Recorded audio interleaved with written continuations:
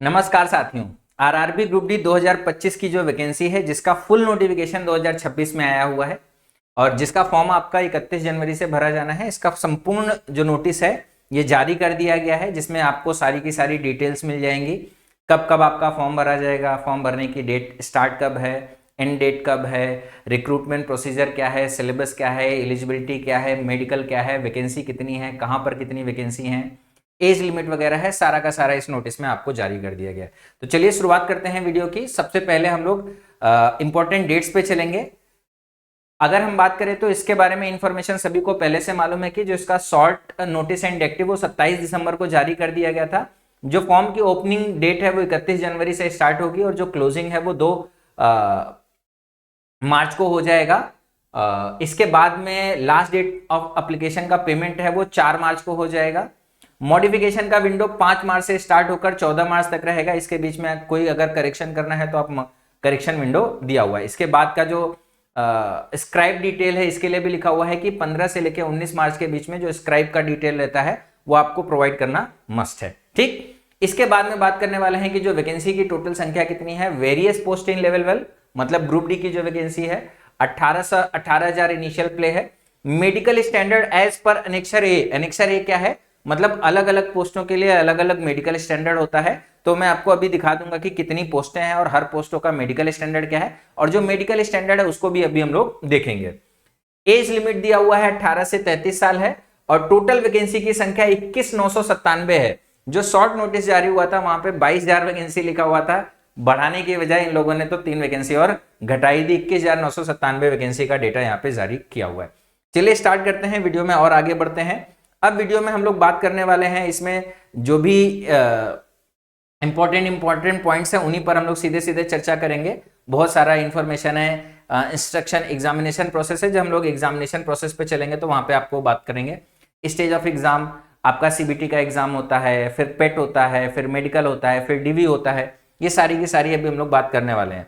ये अभी यहाँ पर छोटा छोटा लिखा हुआ है, डिटेल में अभी आगे लिखा हुआ है, तो हम लोग डिटेल में जाएंगे। ठीक, ये जनरल एप्लीकेशन इंफॉर्मेशन है। डॉक्यूमेंट से रिलेटेड जितना भी इंफॉर्मेशन है इसकी अलग से ऑलरेडी वीडियो बना दी गई है, क्योंकि इसका इंफॉर्मेशन रेलवे ने थोड़ा सा पहले भी जारी किया हुआ है और बाकी भी जो नए चेंजेस रहेंगे उनका फिर से वीडियो बना दिया जाएगा। ठीक है, डॉक्यूमेंट से रिलेटेड सारा का सारा वीडियो आपको दे दिया जाएगा। अब मेन पॉइंट पर चलते हैं। जो सबसे पहले आपका ये जो मेडिकल स्टैंडर्ड है, मेडिकल स्टैंडर्ड में A2, A3, B1, C1 ये सारा का सारा मेडिकल स्टैंडर्ड रहेगा। अलग अलग पोस्ट पे, किस पोस्ट पे A2 है, किस पोस्ट पे A3 है, किस पोस्ट पे B1 है, किस पोस्ट पे C1 है, ये एनेक्सर ए में दिया हुआ है सबसे नीचे, उसको भी हम लोग दिखाएंगे।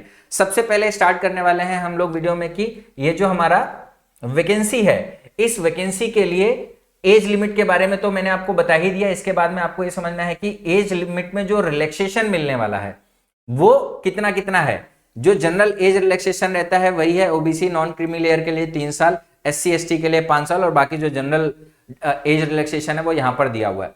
बहुत सारे बच्चों को इसके बाद में भी कंफ्यूजन रहता है कि सर मेरी डेट ऑफ बर्थ ये है, आप बताओ सर मैं फॉर्म भर सकता हूं कि नहीं।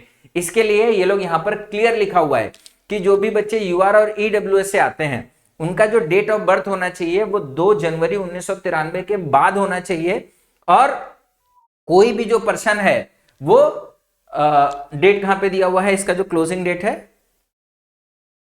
हाँ 1 जनवरी 2026 को क्लोज करने का दिया हुआ है। तो ये लिखा हुआ है कि एक नॉट बोर्न अर्लियर देन, मतलब इसके पहले कोई पैदा नहीं होना चाहिए, सब इसके बाद में होने चाहिए और 18 साल से 33 साल के बीच में होने चाहिए। जो UR और EWS से 2 जनवरी 1993, ओबीसी नॉन क्रीमी लेयर को 3 साल का एज रिलैक्सेशन है तो 2 जनवरी 1990, SC ST को 5 साल का एज रिलैक्सेशन है तो 2 जनवरी 1988।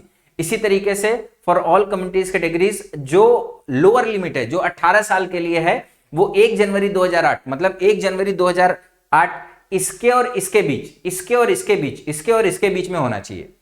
अगर 2008 के बाद का कोई अगर बच्चा है तो वो इस फॉर्म को अप्लाई नहीं कर सकता। ये हो गई बात एज की। अगर हम बात करें आपके पूरे के पूरे रिक्रूटमेंट प्रोसेस की तो पेज नंबर 27 पे दिया हुआ है आपका रिक्रूटमेंट प्रोसेस। आप चाहो तो पेज नंबर भी नोट करते हुए चलिएगा, कहां कहां पर आपको सारा का सारा इंफॉर्मेशन दिया हुआ है। ये जो इंफॉर्मेशन दिया हुआ है इसके ऊपर सारा का सारा डॉक्यूमेंट से रिलेटेड है, उसको आप एक बार जरूर रीड कर लें। जो भी कैटेगरी के हैं, ओबीसी वाले अपने ओबीसी के लिए डॉक्यूमेंट्स को रीड कर दें, किस तरीके से डॉक्यूमेंट्स बनवाना है। कब से कब तक की वैलिडिटी है। इस बार दिया है कि आपको 1 साल का ही सिर्फ जो डॉक्यूमेंट 1 साल के अंदर का रहेगा वही वैलिड है, तो इसको जरूर देख लेंगे। सबसे पहले अगर हम लोग बात करें तो जो आपका रिक्रूटमेंट प्रोसेस है, ये देखिए यहां पे लिखा हुआ है 14.0 रिक्रूटमेंट प्रोसेस, जो भर्ती प्रक्रिया है, चयन प्रक्रिया है, इसमें सबसे पहले आपका होता है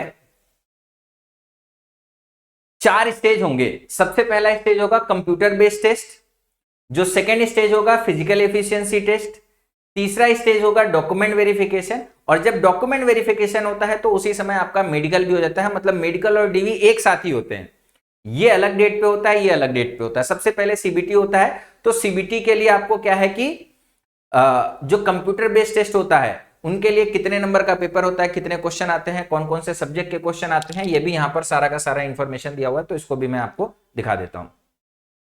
सबसे पहले आपको मालूम होना चाहिए कि नंबर ऑफ क्वेश्चन जो आपका ग्रुप डी का एग्जाम होता है उसमें टोटल 90 मिनट का समय मिलता है। जनरल साइंस के 25 क्वेश्चन रहते हैं, मैथमेटिक्स के 25 क्वेश्चन रहते हैं, रीजनिंग के 30 क्वेश्चन रहते हैं, अवेयरनेस के 20 क्वेश्चन रहते हैं, और टोटल आपके 100 क्वेश्चन रहते हैं, और आपको 90 मिनट का समय मिलता है। और जो स्क्राइब वाले कैंडिडेट होते हैं उनको थोड़ा सा ज्यादा समय मिलता है, 90 मिनट का समय होता है, टोटल 100 क्वेश्चन करने होते हैं।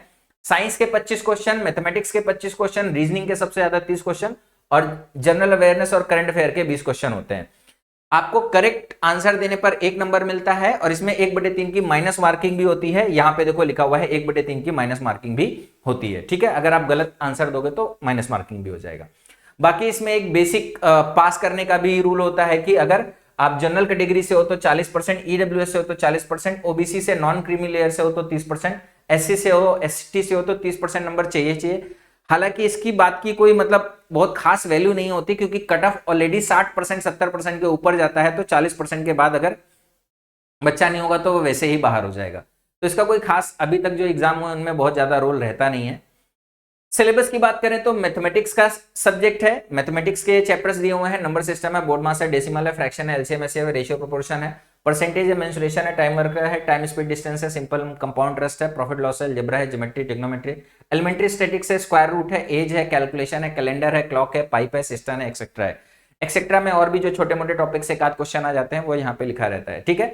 सिलेबस में कोई बदलाव नहीं है, चेंज नहीं है, जो पिछली बार सिलेबस था वही सेम टू सेम सिलेबस है। इसी तरीके से रीजनिंग का भी सिलेबस यहाँ पे दिया हुआ है, एक बार आप इसको रीड कर लेंगे, पेज नंबर 28 पर है। जनरल साइंस का सिलेबस दिया हुआ है, this syllabus under the cell cover physics, chemistry and life science of 10th standard level. 10th की जो आपकी साइंस रहती है वो रहता है, लेकिन बड़े बड़े लेवल के सवाल आते हैं। जनरल अवेयरनेस और करंट अफेयर जब भी एग्जाम में आता है तो बच्चों से बनता नहीं है, ये भी आपका 20 नंबर का है। आप इसको जो सब्जेक्ट्स टॉपिक्स दिए हुए हैं, science, technology, sports, culture, personalities, economics, politics and other subject of importance, ये आपको है। जब आप पहले स्टेज का एग्जाम कवर कर लोगे, क्लियर हो जाएगा आपका, तो फिर आपका होगा physical efficiency test. Physical efficiency भी टेस्ट भी देख लो, मेल और फीमेल के लिए अलग अलग होता है। मेल के लिए क्या है, 2 चीजें होती हैं, should be able to lift and carry 35 kg of weight for a distance of 100 metre in 2 minutes. मतलब अगर कोई लड़का है तो 100 मीटर की दूरी 2 मिनट में कवर करनी है। 35 किलो का अपने ऊपर बोझ लाद के, एक बोरी होती है, बोरी को यहां पे लाद के 100 मीटर दौड़ना होता है, और 2 मिनट के अंदर। Should be able to run for distance of 100,000 metres in 4 minute 15 second. मतलब 4 मिनट 15 सेकेंड में आपको 1 किलोमीटर दौड़ना होता है। ये मेल के लिए। फीमेल के लिए जो वजन है, इसका जो क्वांटिटी है, ये 20 kg है। डिस्टेंस सेम 2 मीटर रहती है, टाइम सेम 2 मिनट रहता है। डिस्टेंस वाले में जाएंगे तो डिस्टेंस यहां पे जो लड़कियों के लिए रहती है वो सेम 1 किलोमीटर रहती है। जो टाइम रहता है वो टाइम 5 मिनट 40 सेकंड का कर दिया जाता है, लड़कों से थोड़ा सा ज्यादा समय लगता है। तो ये फिजिकल एफिशिएंसी टेस्ट है। अगर आप ये क्वालिफाई करोगे तो फिर आपका मेडिकल और डीवी के लिए आपको बुला लिया जाएगा, ठीक। बाकी पीडब्ल्यूडी से रिलेटेड सारा का सारा इंफॉर्मेशन यहां पे दिया हुआ है।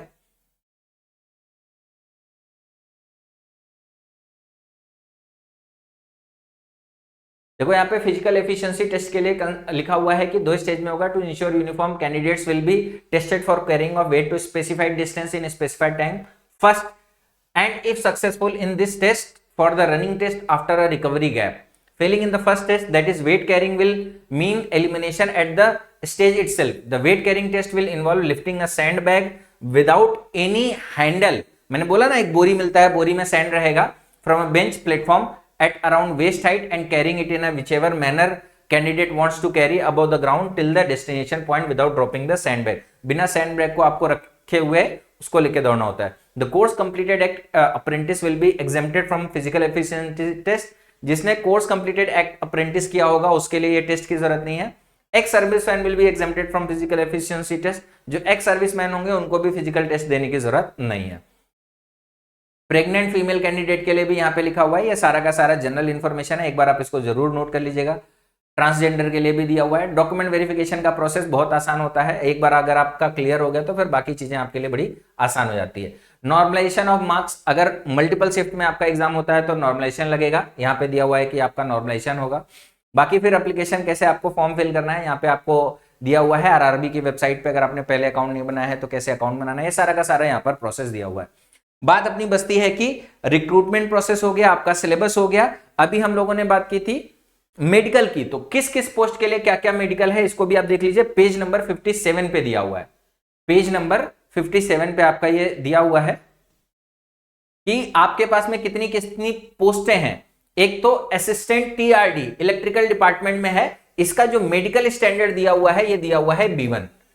मतलब अगर आप इस पोस्ट के लिए एलिजिबल हो तो मेडिकल स्टैंडर्ड अगर आप B1 क्लियर करते हो तो आप इस पोस्ट के लिए एलिजिबल हो। असिस्टेंट ऑपरेशन इलेक्ट्रिकल में भी B1 मेडिकल स्टैंडर्ड है।